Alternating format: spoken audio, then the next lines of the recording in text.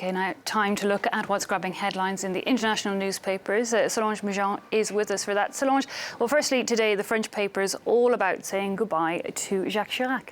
Yeah, a nation united around Jacques Chirac. That's how the right-leaning paper Le Figaro describes the outpouring of grief for the president.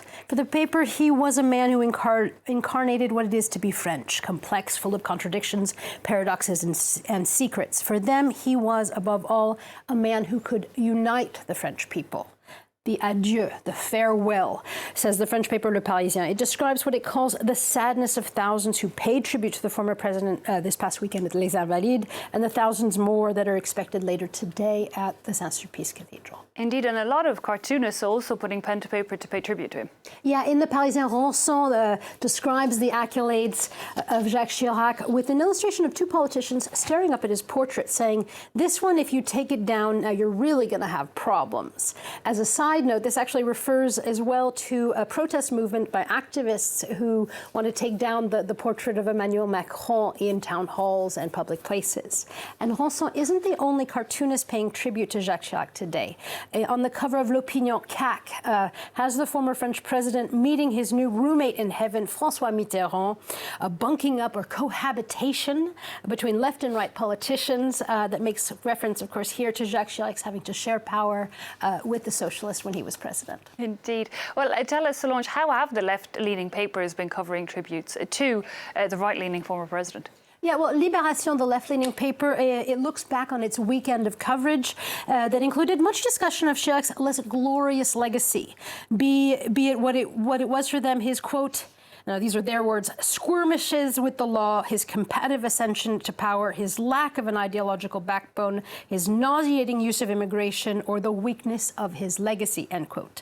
They take all that, and they argue that such criticism that has popped up that they also covered, along with the tributes, is a sign of a mature democracy, a sign that the French people on the left, or those that never really liked Chirac, have now grown up, that they are now capable of appreciating and even sharing the sadness of those on the right, that together they can all be in mourning, or at least appreciate that mourning. That's Libération. And in that vein, La Croix has an analysis piece today about the French people's love-hate relationship with presidents.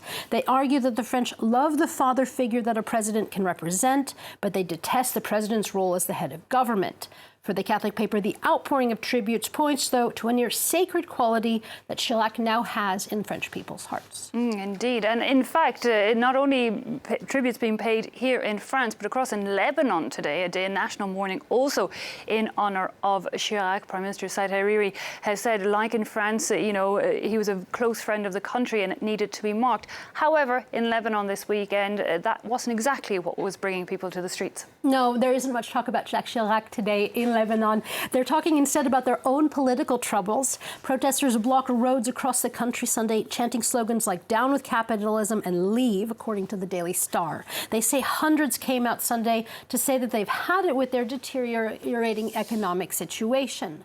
But the Lebanese paper L'Orient Le Jour argues that it isn't only the country's stagnant economy and debt that have created the protests, but also Lebanon's disgust with politicians and what they feel is a lack of efforts to help the people. The paper says Lebanon is, quote, in search of a statesman, a leader who understands that with the job of prime minister, there are responsibilities to take care of all Lebanese people and not just caring for the elite or reaping the privileges of their positions. Okay, so first weekend of protest there in Lebanon. However, we're many months into protests across in Hong Kong.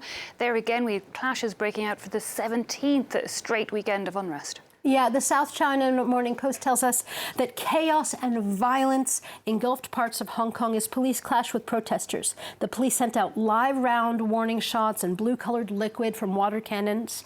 The paper also says that the clashes Sunday were actually much more intense than those on Saturday, which may be part of a sort of escalation towards tomorrow's 70th anniversary of the Communist Party.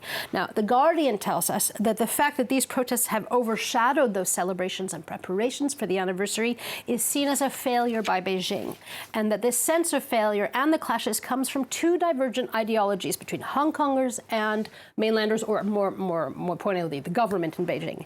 That years of complacency of people's frustration with Beijing is catching up with them, that the resentment has exploded. But the paper says that that doesn't mean the Communist Party and Xi Jinping don't intend to, quote, quietly extend its grip. Okay, have to keep a close eye on the situation there. But finally, Solange, you spotted a very different article in The Guardian as well about a cook's experiment that went slightly awry. Yeah, it went too high, perhaps. Or, as The Guardian puts it, pot and pans. This is a story about an Italian chef who was arrested for having 2-meter-high marijuana plants in his kitchen.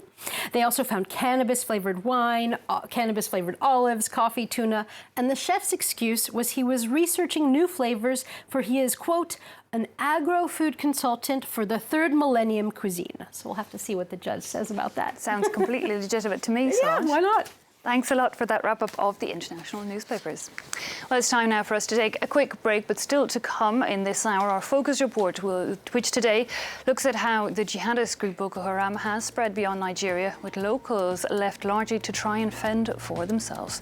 That and more after the break.